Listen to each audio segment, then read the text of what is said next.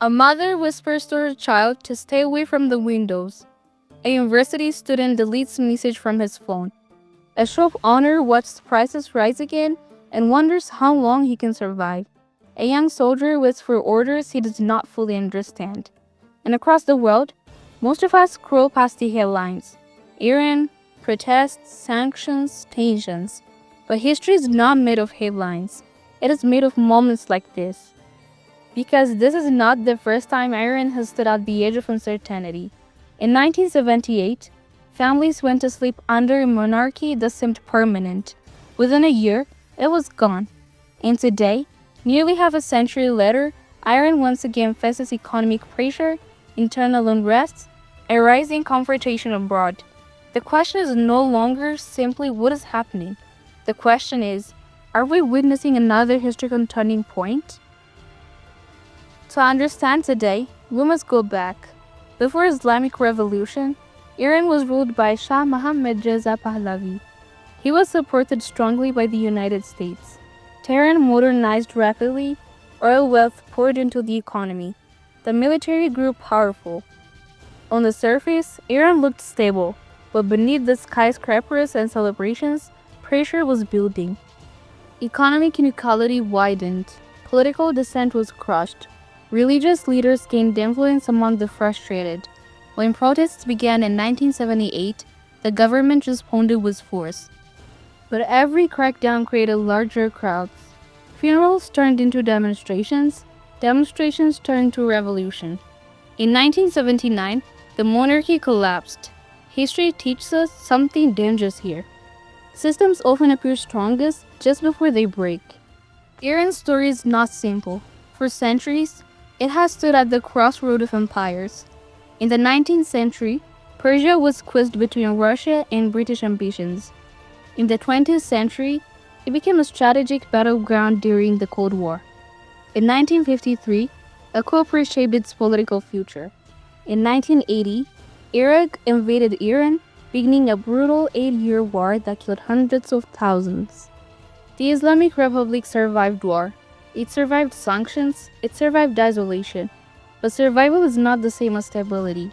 Every state carries invisible fractures. The question is not whether fractures exist.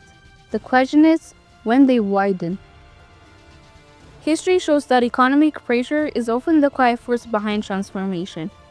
The Roman Empire did not fall in a single invasion. It weakened over decades through inflation, corruption, and political instability. The Soviet Union did not collapse because of one protest. It collapsed under economic stagnation and loss of public belief. Modern Iran faces severe international sanctions, currency instability, high youth unemployment, rising living costs. Nearly half of Iran's population is under 35. Young generations do not remember the revolution. They do not remember the Iran-Iraq war.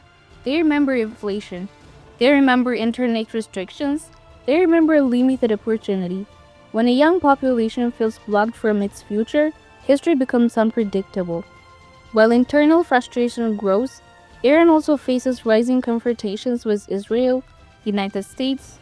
Regional rivalries stretch across Lebanon, Syria, Iraq, and Yemen. This is not new. But here is what history warns us.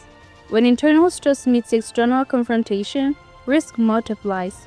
Before First World War, empires were balancing internal unrest and rising international tension.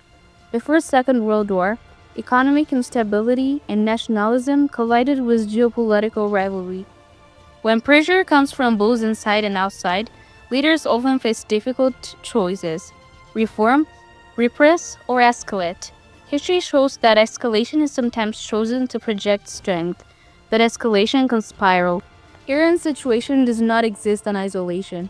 We're living in a multipolar world. The dominance of one superpower is fading, new powers are rising, global alliances are shifting. Power transitions are historically dangerous movements. When rising and established powers compete, smaller regional conflicts can become larger ones. The early 20th century looked stable until it wasn't. Global trade was high, technology was advancing, diplomacy seemed active. Then came 1914. History does not repeat perfectly, but it echoes. Iran today sits at the intersection of regional rivalry, global power transition, internal generational pressure. That combination has shaped many turning points in the past. When regions faces pressure like this, history usually offers three paths. The first, reform. Gradual change to release pressure and stabilize the system. Second, repression.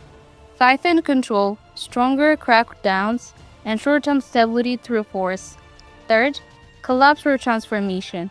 A sudden shift that rewrites the political order. In 1979, Iran experienced transformation. In 1991, the Soviet Union dissolved. In 1989, China chose repression and survived. Which path lies ahead for Iran? No historian can answer that with certainty, but history tells us something clear. Moments like this matter. Somewhere tonight in Iran, a student is still deciding whether to protest. A family is still calculating how to afford tomorrow. A leader is still weighing decisions that could shape millions of lives. History rarely announces itself. It does not arrive with dramatic music. It moves quietly through economic pressure, political decisions, and human fear. Only years later do we look back and say, that was the moment everything began to change. Are we witnessing such a moment now? We cannot know for certain. But when internal unrest meets external tension, when young population lose patience, and when global power shifts accelerate, history tends to move, and sometimes it moves faster than anyone expects.